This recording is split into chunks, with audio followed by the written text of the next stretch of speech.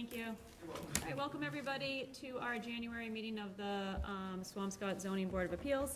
We have two quick things to take care of before we get to the first thing on our agenda, and that's we're going to skip to number 3, which is petition 2518, which has made a request to continue to our February 10th meeting.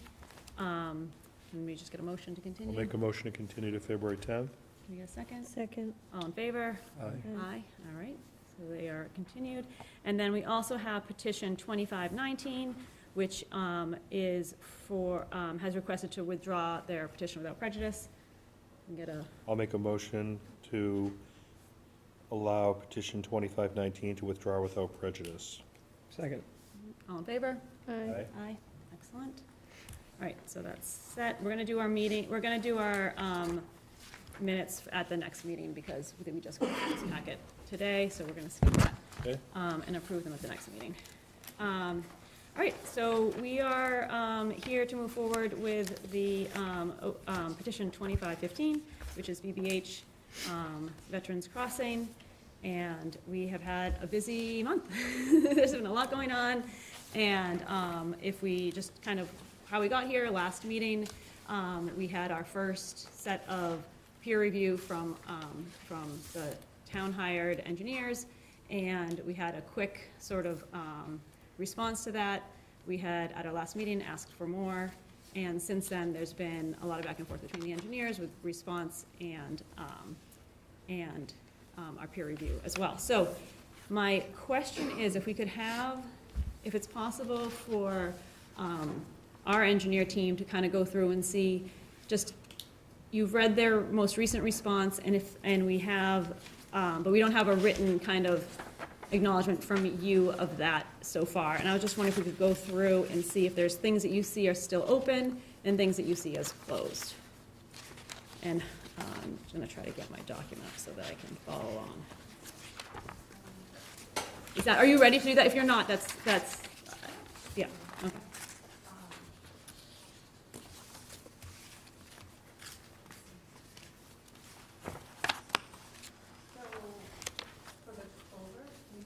Yep.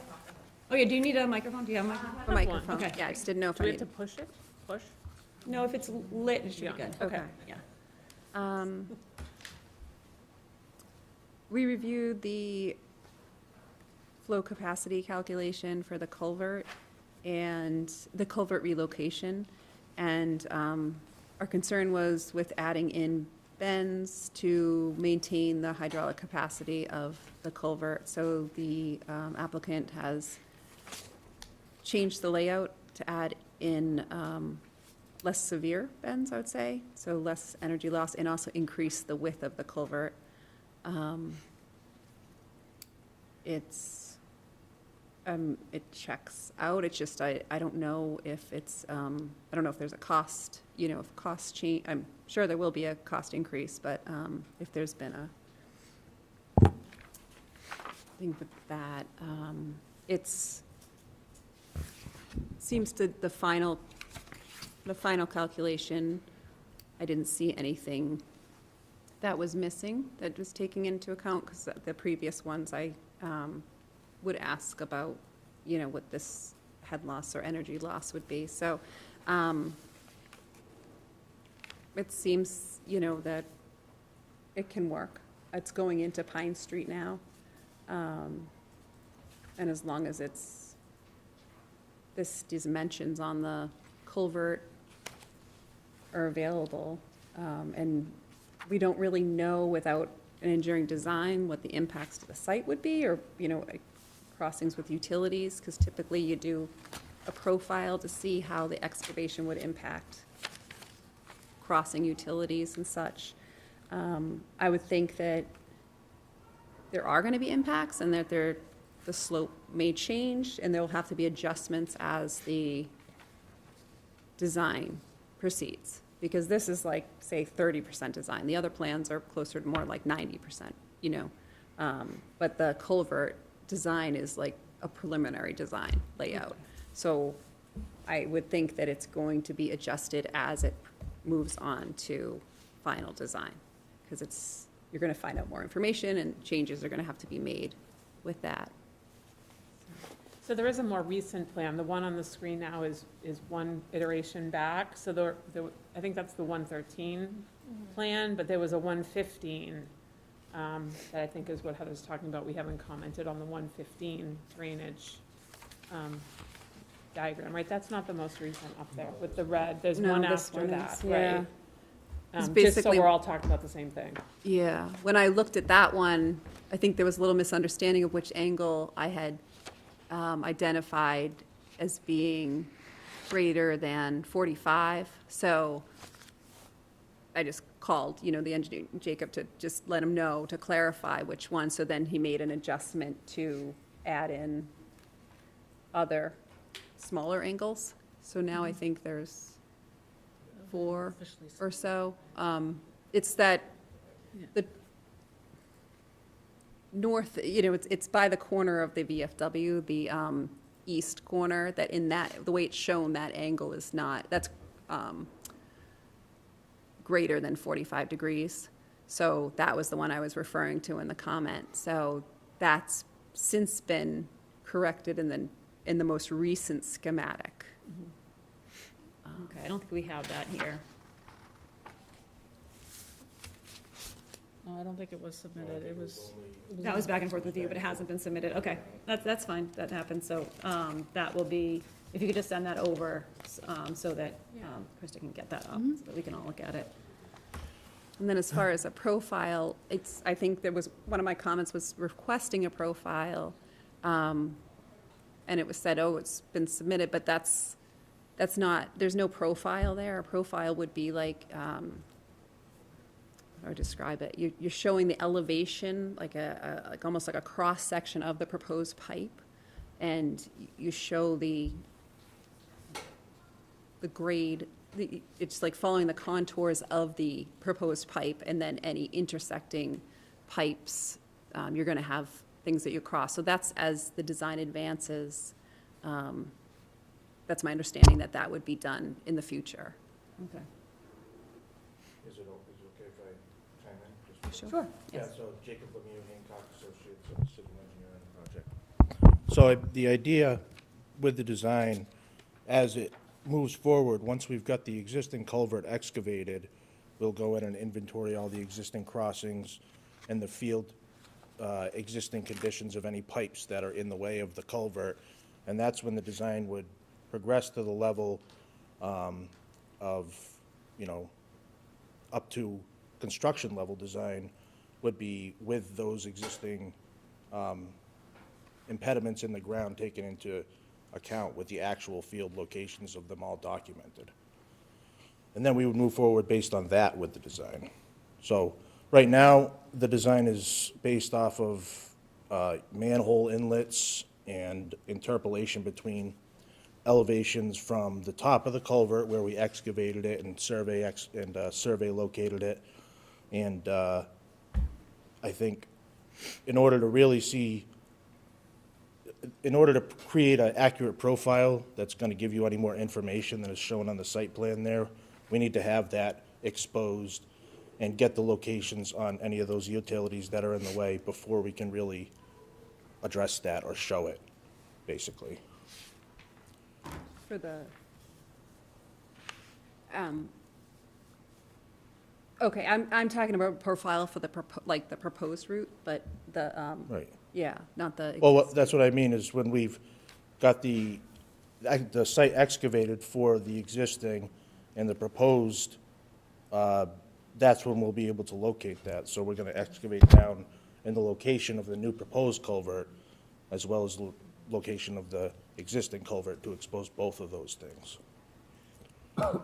And we, Hancock Associates, we've been speaking with Gino, and we will be the ones, or at least extensively now, will be the ones that are the civil engineers of record on the design for the culvert moving forward. So we have a scope of work that incorporates, all the structural design and the final design documents that are all stamped, 100% design drawings. And that will be processed as part of the grant project. So design for the, or the construction design for the culvert is included in the grant application for the one-stop money. So that is a part of the project, even past this point. And I think, talking to Gino, his approach to this is that we would retain the same peer review staff to peer review the plans as we go along. And obviously, we don't have that information now, but in order for us to get the grant money, or in order for us to actually start the project, the town will need to request the grant money, and they'll have to have bids, so they'll have to have final pricing for the culvert to pull in those bid money. So basically, the town won't even be able to start the project until they have the money required to fund the project. So even if there's any overages or any additional design that needs to be finalized, first of all, it will need to be 100% funded. So the project can't go forward until the culvert's replaced, and the culvert can't be replaced until it's funded, and it can't be funded. Whoa. And it can't be funded until we get to the point where we can start getting bids. And I think that in order to do that, we need to get past this point, and we need to get the project going under the town's scope in the DPW jurisdiction, because obviously we have incentive to get that project moving along and finished as quickly as possible, which we'll do, because otherwise our project's not going to be able to move forward on time. So the review of this, and I know we've talked about conditioning this, but we don't necessarily, I think, need to condition a peer review of this after this. I think that it's Gino's call. Is Gino on here?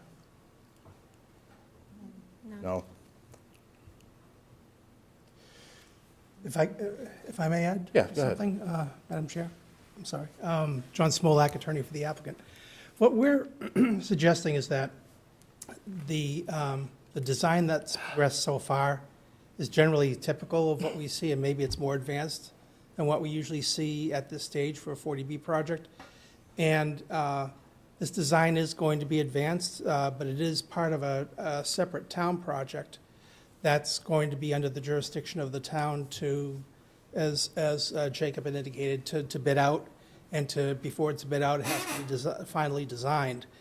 And I know that the board may or may not have seen the draft of the decision, but there's a provision within that decision that provides for both the fact that this project cannot proceed with a building permit until such time as that culvert is relocated. So that means designed, bid out, and constructed.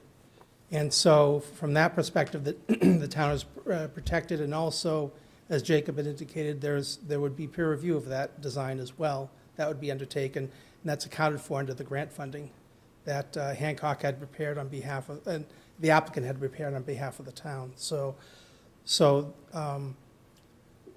what I'm saying is simply that this culvert project although it's an important project, it's something that's being undertaken separately by the town. And certainly, we could provide further design information as that design progresses, but that would be part of a separate process beyond this process here. And the other condition that's within the decision is the fact that we've accounted for overage in terms of funding in the event there is some sort of shortfall. We think that's highly unlikely to happen, but it's in there, and so that's an additional condition. But again, the bottom line is that this project cannot proceed unless that culvert is moved. So I just Understood, wanted to- yep, yeah. The culvert has to move, obviously you can't build the building, you'd have to build a different building if you weren't gonna move the culvert. So the culvert has to move.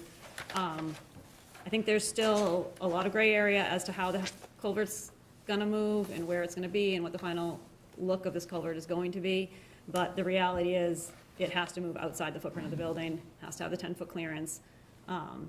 All of these things are gonna be part of the decision. But because the town has applied for the grant money, the town will be the one getting bids to actually do the work. So it makes things complicated, unfortunately, because obviously this culvert's only moving for this project. If this project wasn't happening, this culvert would not be moving. The town wouldn't have decided to take this on their own. It's simply for this project to make this building the size it is in the location it is.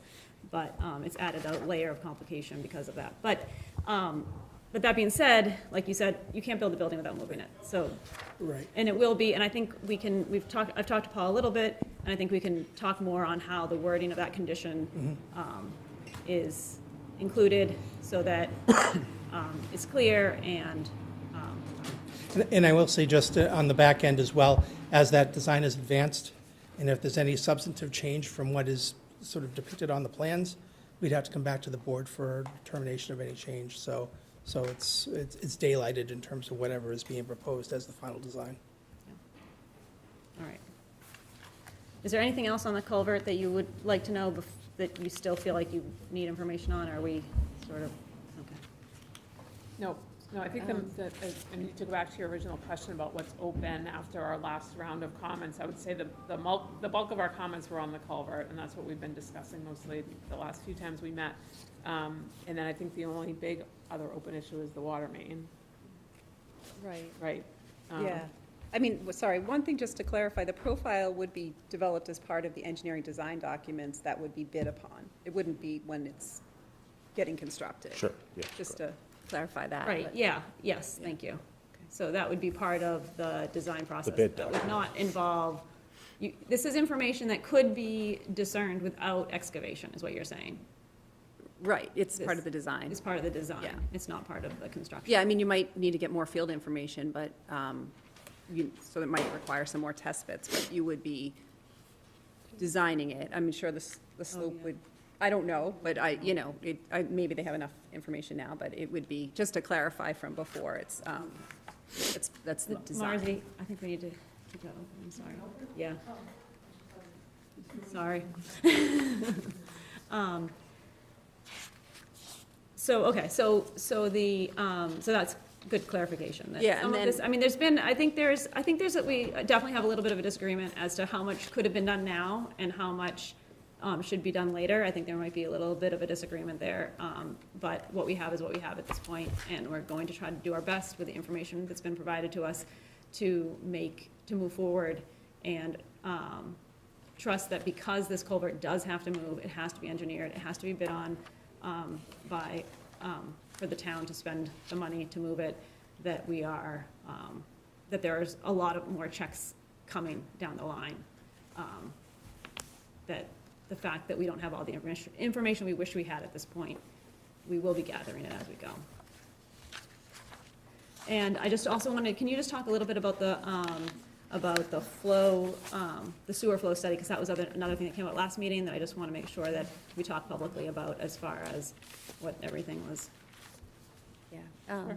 Yeah, go We ahead. looked at the recorded sewer flow results, and it looks like they're, was it like an inch or 3 inches high in the sewer at peak flow, the highest, so pretty low flow. So there wasn't a storm event, a significant storm event in the time. I think there was like, what was it, like a less than an inch or something. But even looking at the area that's flowing to the sewer in Pine Street, it's not like there's a lot, I didn't count up the lots, but it's not a huge amount. It's just 2 different pipes flowing into it. The sewer has been lined, which really increases the capacity. I don't know what caused previous problems, and if it was in this back neighborhood behind Pine Street, but as far as the sewer metering, it seems like there's capacity in the sewer for the new flows, especially tying in after the manhole instead of before, like was originally shown. So I we've guess moved the south tie-in of it for instead the of- sewer to be after the manhole.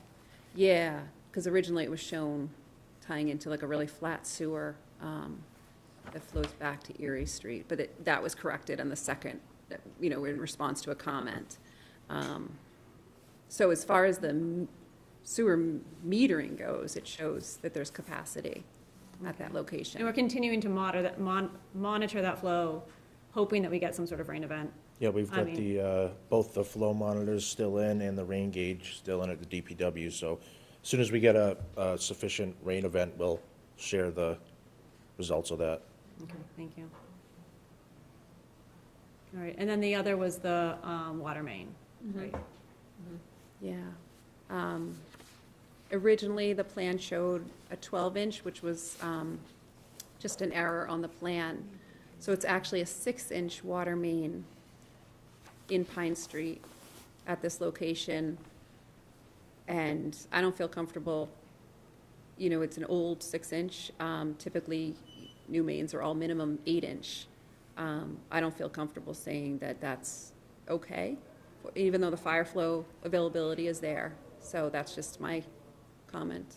Okay. So that's something that we can condition to replace that. I know that Hancock had some thoughts as to, and we have not reviewed, we reviewed that sort of secondary, so. Yeah, we have a potential alternative connection to New Ocean, but Gino needs to review that with the town records to check into what the condition of that main is in New Ocean. Okay, so I guess we'll kind of wait on that to Yeah. see what Gino and our peer review think of that alternate, but if we can't come up with an alternate, that's a condition as far as upgrading that to be, either upgrading that to be the 8-inch or having money aside to upgrade it when Gino does the upgrade for that area. And we can kind of work. Is that something that's unique to this project that's causing the need for the upgrade to the 8-inch? Or is it a town-wide issue? Seems to be a town-wide issue. I mean, I think that in terms of, obviously, we have flow capacity, we've done the hydrant flow testing. Gino, I guess, isn't commenting on the condition of the pipe. I've heard that there haven't been that many issues, but then I've also heard that there have been issues from peer review, so. I think the idea, the peer review thought is that, that you wouldn't put a 40-plus unit building on a 6-inch for fire reasons. Right, but Because there's case law, I mean, we can ask Paul about it, about that type of condition, if we're permitted. I know there's case law from other projects I'm familiar with, and we had it with the last 40B. Paul, could I ask you about that, about this upgrade of the water pipe off-site? If that's something we can properly, we have jurisdiction to condition here?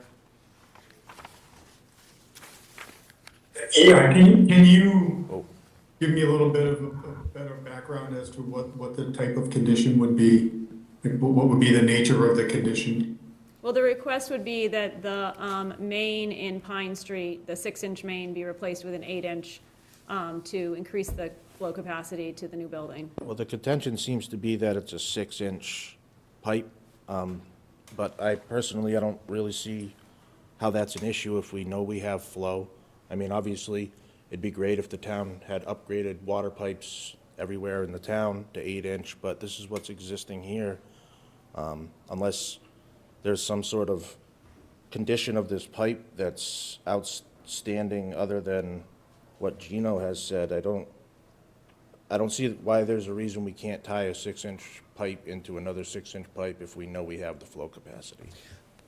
If I may add to that, I think Member Korniski was hitting it right on the head. The question is, if this is a line that has deferred maintenance, as opposed to something being unique to this project, is this project causing the problem with the water line, or is it just a matter of general long-term capital maintenance or improvements that need to be undertaken? So I guess the case law differentiates as to what the applicant's obligation is. I don't want to speak for Paul, but I'll let him speak to that issue. Again, it's a question of whether we're obligated to replace that entire line or provide sort of our share of the cost to upgrade that line based on the amount of flow that we're adding to it. Yeah, among all connection the- fees that the town has. I&I fees as well for the sewer. Right, I&E, yeah. Yeah, Do you I follow along, Paul? Agree with Attorney Smolak that the board is limited in imposing a condition to requiring the applicant to fund its fair share of any upgrade. It can't require the applicant to fund the full upgrade for something that is not solely needed for the benefit of their project. Okay. Well, I guess it depends on how that's viewed. If the risk of kind of fire safety for this particular building is great enough that, I don't see if there's a risk. Well, that's the analysis that's gonna need to be taken, is really to what extent is what's being requested necessary for this project, and to what extent it's really addressing a greater need. okay. And to confirm, the flow tests that were conducted show that you don't need any fire pumps or anything like that. Right. You have We have pressure. plenty of water pressure and flow. So I think the entire contention is just that it's a 6-inch, tying into a 6-inch, and we're not comfortable with that, but I don't know why. This Vicky Masoni with VM Consulting, the town's peer reviewer, there is a history of breaks there, and Gino's actually seen the inside of the main, and the condition of the inside of the main, it's severely tuberculated and choked down. So the old building there was taking something like 250, maybe, gallons of water per day.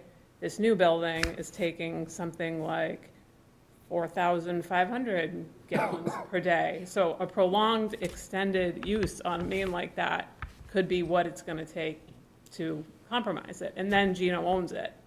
So we're trying to protect the town's best interest going forward from the impacts of this building. That's where we're coming from. And I think I would say that Gino already owns it, right? It's an existing town line. If we're just gonna say that because we're using the water line, eventually it's going to wear down faster, I mean, you could say that about anything. You could say that about the roadway, about the sidewalks. I mean, we're using it, so it's going to increase the wear to some degree, but it's not gonna compromise the entire pipe just because we're tying our project into it all of a sudden. If the flow is there, the flow is there. And the condition of the pipe, I mean, I think that Gino needs to chime in on that a little more clearly. And I will say, our comment only asks for the upgrade to Erie Street, so it's really just the block that the building's gonna be on. So their building will be the primary user of that section of Main, and then the Yeah, it's handful not of to upgrade the houses. whole neighborhood. It's literally just to get from Erie to. New Ocean. From New Ocean to the project. So however many houses are on the other side, it's not that many. Yeah, it's this very small It's a portion substantial amount of work to upgrade. to upgrade the water line of the street, close down the street, cut and temporarily cap Well, that's all why the. there's also the option that when we've talked about when Gino is doing this project, and we talked about this in a meeting with you, putting money aside for the portion of the project that falls under the responsibility of this development, and the town taking on the responsibility of the remainder of the upgrade, so that, it would be done during, it wouldn't be necessarily the developer's responsibility to, time and plan that repair. It would be a repair that the town was doing on a larger scale of the neighborhood, but there'd be funds set aside to. What is the, have you done the calculation for what the tie-in costs are for the I&E that we have in Swampscott? I don't have that off the top of my head. But there may be a workaround also if we're. Yeah, and there also may be a Attenuation. workaround that hasn't been reviewed yet. So I think both these things should be, I think all these options are on the table. The developer actually doing the upgrade, the funds being set aside for the town to do the upgrade when they do them, and the possibility of the tying in further down and not actually touching that 6-inch pipe at all. Those are 3 options that are on the table right now that we need to kind of work out.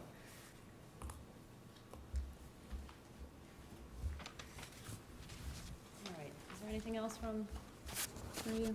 Thank you so much. So, All right, next I wanted to go through a portion of the draft decision so that, sorry, I'm just gonna get that in front of me.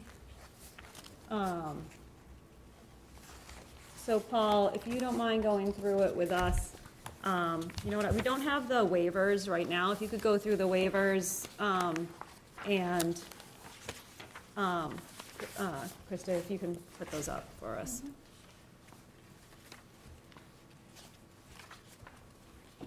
You can kind of do the waivers first and then do the conditions. Is that good, Paul, or would you rather do it the opposite?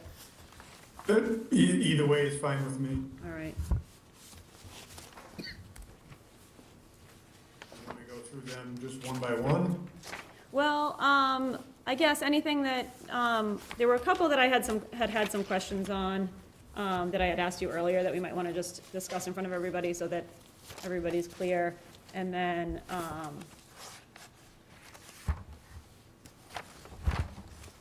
anything else that you think should be clear to both residents and the board?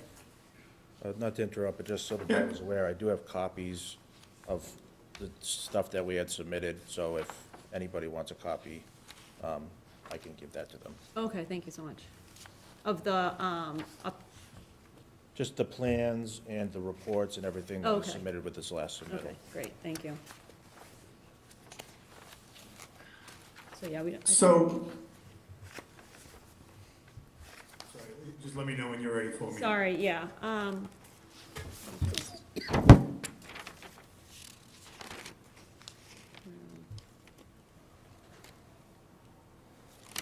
yeah, I'm ready for you, thank you. Thank you. So there are basically two different types of waivers that an applicant will request.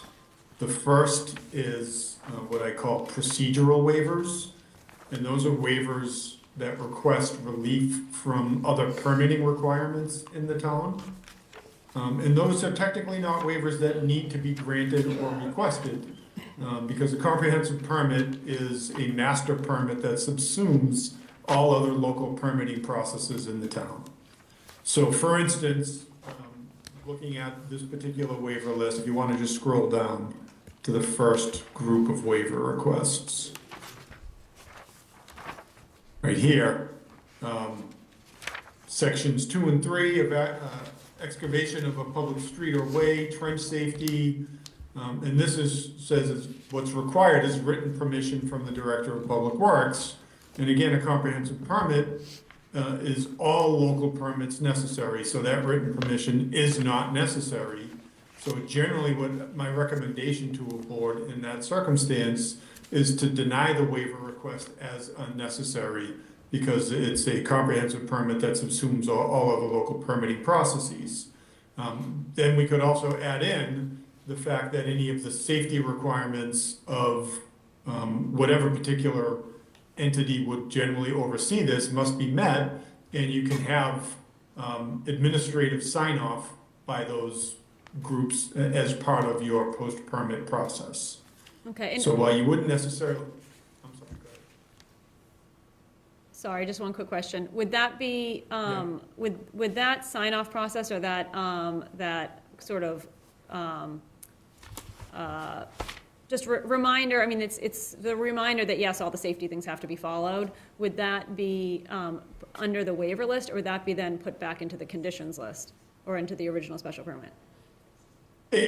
Generally, I would take care of it in the waiver list. That being said, if there is any particular provision that you are concerned, you want to make an emphasis about, can absolutely refer it back and include a specific condition. Okay. All right, so sections, so the first two are things that you would say would be denied because they're unnecessary, because they're already part of the comprehensive special permit. Correct, and the same for section 4, again. Okay. The select board approval for obstruction of a public street or sidewalk, that's a local permit that's granted as part of this process. Okay. And But then, again, you can have administrative review and, assurance that they're complying with any safety requirements. okay. So again, you could have the Director of Public Works review the final plans, and provide feedback and instructions as it relates to the blocking of public streets and sidewalks.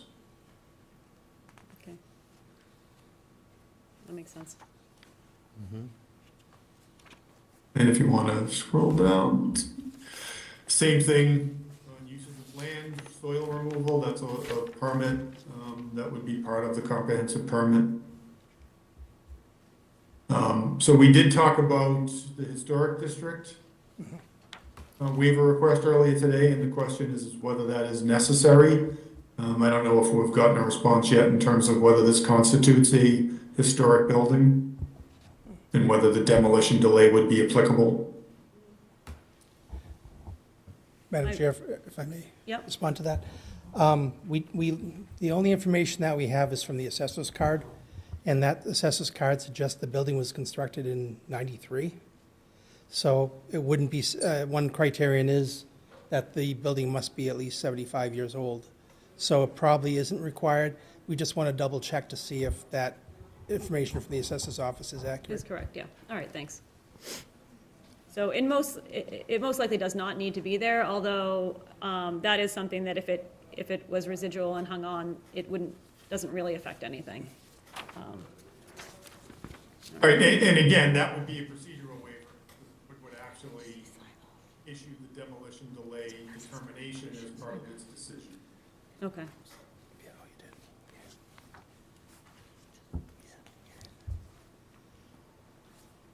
Again, earth removal requires a permit from the select board. In this instance, that permit would be granted by the Board of Appeals, so this is a procedural waiver again.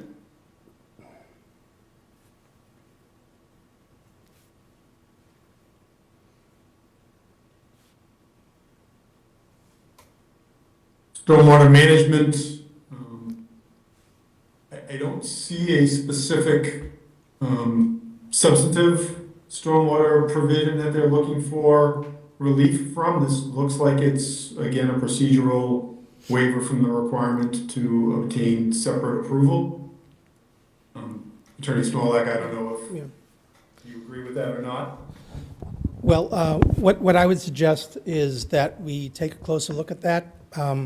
What I will say is that, just as an overall point, when this board was reviewing the Elm Place project, I drafted those waivers, and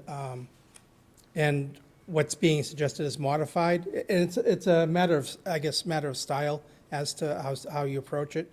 But all these waivers that were just identified, and a few going forward, were granted as very substantially similar to what we had proposed. That's why we styled these waivers in this, because we felt that the board would feel that it would be consistent with its prior decision. But in terms of Attorney Haverty's approach, we could work on that. And it appears that the stormwater management bylaw does follow the DEP stormwater standards and some standards under the federal US EPA NIPD's construction permit. So we'll just have to reconfirm on that to see whether it's actually something that we need to waive. Okay, because the DEP stormwater management standards can't be waived by us, obviously. Correct. So- We're going to have to comply with those Comply with those through the anyway. wetlands order of conditions through the commission or otherwise. And So it's just if our standards are somehow different from theirs, you just want to Right. confirm that? Okay, that makes right, and actually the federal standards wouldn't be applicable here except to the limited extent that was mentioned in terms of total phosphorus. Yeah. And that we'll just have to have that discussion and get back to you on that. Otherwise, we're less than an acre in size in terms of disturbance, so that federal permit wouldn't otherwise be required. Next waiver is the same thing, tree bylaw. This board is acting as the tree board. Can require administrative approval by the tree warden post-permit as part of the process. We've talked extensively about the tree situation in these meetings. And the town owns all the trees on the property, so. Yeah, they're all town-owned trees.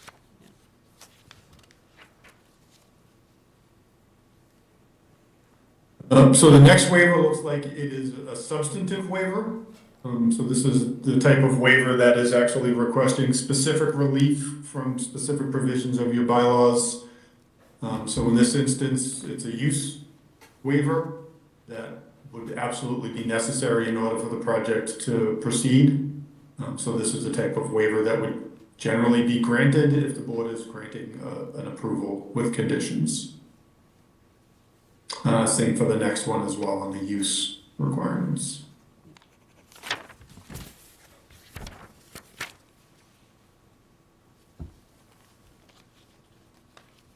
Next one is accessory uses. And again, this is a substantive provision to allow the applicant to construct the project as proposed on the plans. They've identified the specific waivers that they're looking for, so this seems appropriate.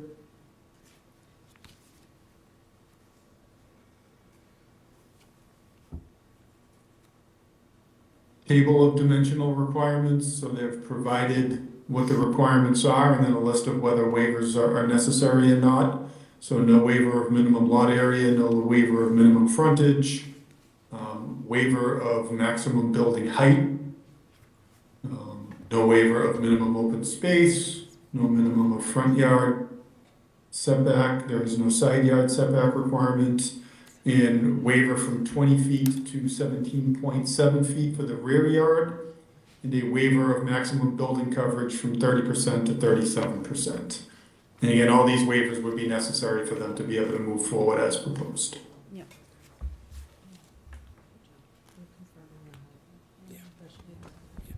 So, Madam Chair, I don't know if you want to continue going through all of these like this, or if there's specific ones that you want to touch on.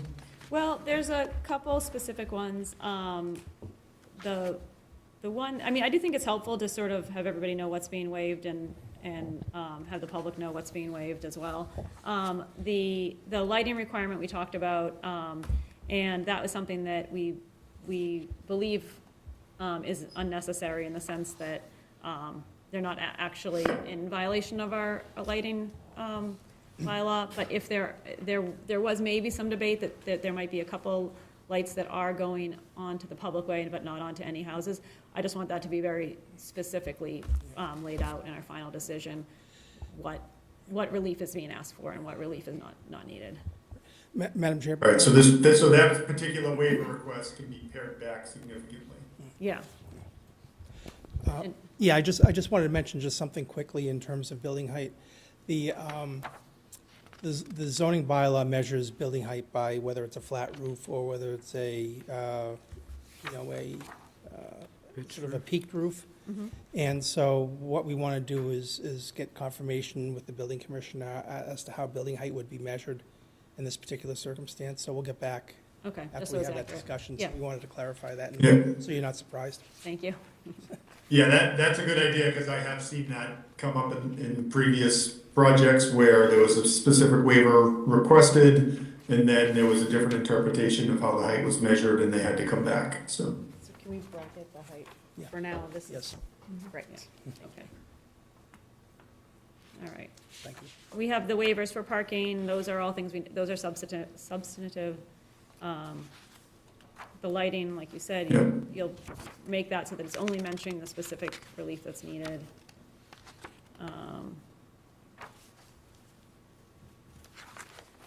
Is there anything else that was? So the parking lot landscaping requirements, that's a substantive waiver. The parking setbacks is a substantive waiver.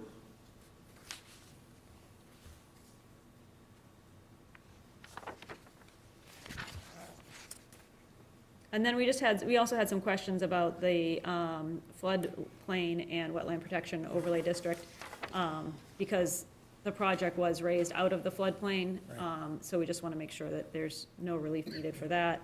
One comment I'd make about that, we had a waiver with respect to the wetlands protection overlay and the floodplain overlay. We couldn't find, the wetlands overlay district refers to a 1976 map that we haven't been able to find, and so that's why it's waived. If we find that map and it indicates that it is inapplicable, then we withdraw it, or Okay. the board could deny it.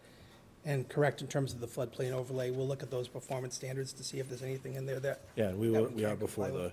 commission, we'll also review those standards, so Okay. it will be reviewed. All right. Was there any other specific waiver anybody wanted to have questions on or anything?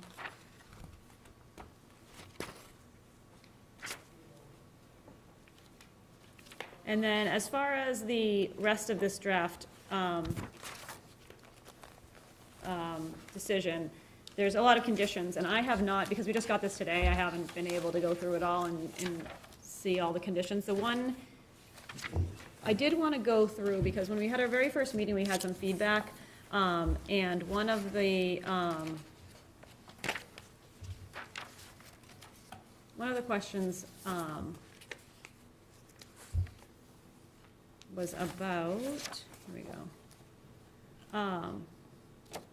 the concerns with noise from the rooftop mechanicals, and the response was that roof well cross-sections, acoustic notes, and demonstration of Mass DEP noise compliance will be provided and submitted for building commissioner approval as a condition of the building permit. I just want to make sure that was something that was agreed to early on in the process, that that just didn't get lost along the way, because we haven't talked about it in a while. So I'm not sure if that is in there, but I just want to make sure that that is.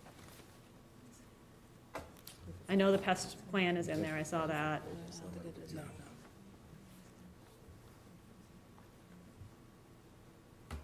Is there anything else, I mean, if you haven't, if like me, you have not had a chance to go through all the conditions thoroughly, you may not know, but if there's any conditions that have come up that you want to make sure to highlight.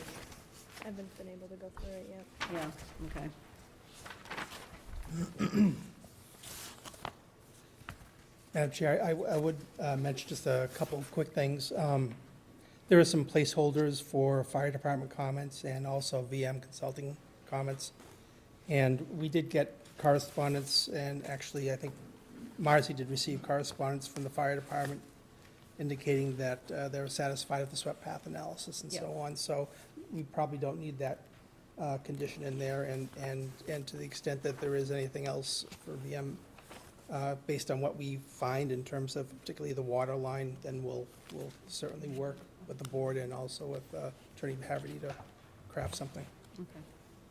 Sounds good.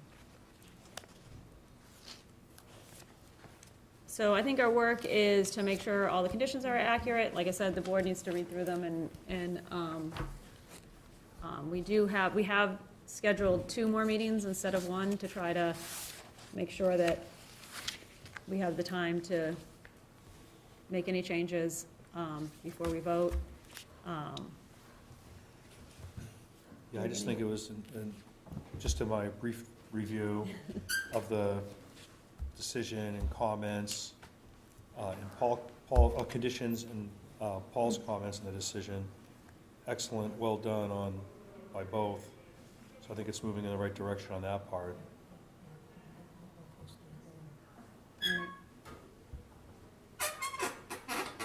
Oh, I did also want to just mention one thing also. We acknowledge receipt of, there was a comment letter from December 16th, or actually December 19th. That was from Alicia McCarthy that we'll plan to respond to in writing. We're almost there and have that completed. We'll have that submitted to the board as well. All right, so we're gonna, I'm gonna, if no one from the board has any more questions or about the. Sorry, I couldn't hear what he said in response to the letter. Oh, sorry, so he said that he is crafting a response to that letter, and it would be available tomorrow, did you say? Or later this week? I'm sorry, I didn't, Yeah, later this week. probably by early next week or so. Yeah, I would Early say, this week. yeah, Monday, Tuesday next week. Yeah. All right, so I'm gonna open up to public comment to see if we have anyone here who has any questions or would like to comment. If you do, please raise your hand. If you're online and you'd like to comment, please use the raise your hand function.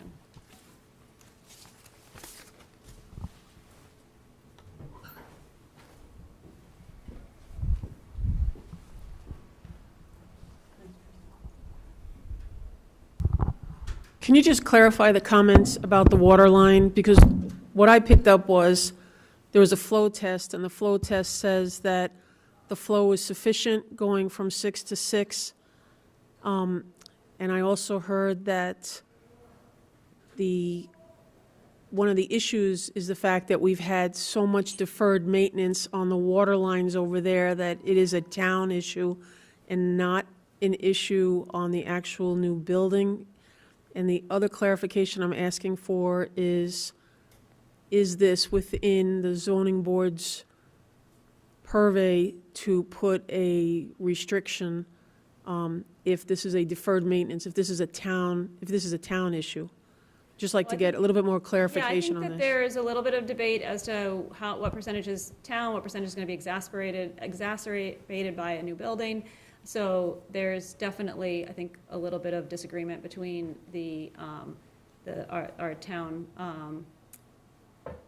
engineers and the developer engineers, so. My concern is that we're just staying within our legal Yeah. parameters. Yeah, That's going to be yeah. my concern. I mean, there's also opportunities for, many times developers will say, yes, this is something that the town needs to upgrade, but it will benefit our building dramatically. If it is upgraded, it'll make our building safer, it'll make it, fire prevention and protection much better in our building if this is upgraded. So it's worth it for us to do this upgrade, even if some of it will benefit the town at large and not just our building.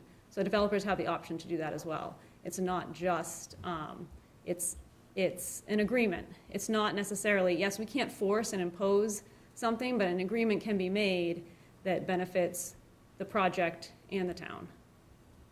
Thank you. Does anybody else have any questions, or is there anyone online?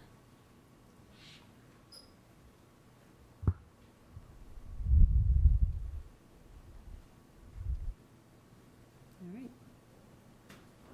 Nothing for me. nothing from you? I'm gonna read this. Okay, yeah, and just to confirm, just to confirm for everyone here, our February meeting, we'll have a meeting on, the 2nd? Third, thank you, a meeting on the 3rd and a meeting on the 10th. And the hope is that, I mean, if everything's worked out by the 3rd, we may not need the meeting on the 10th, but most likely we'll have both those meetings.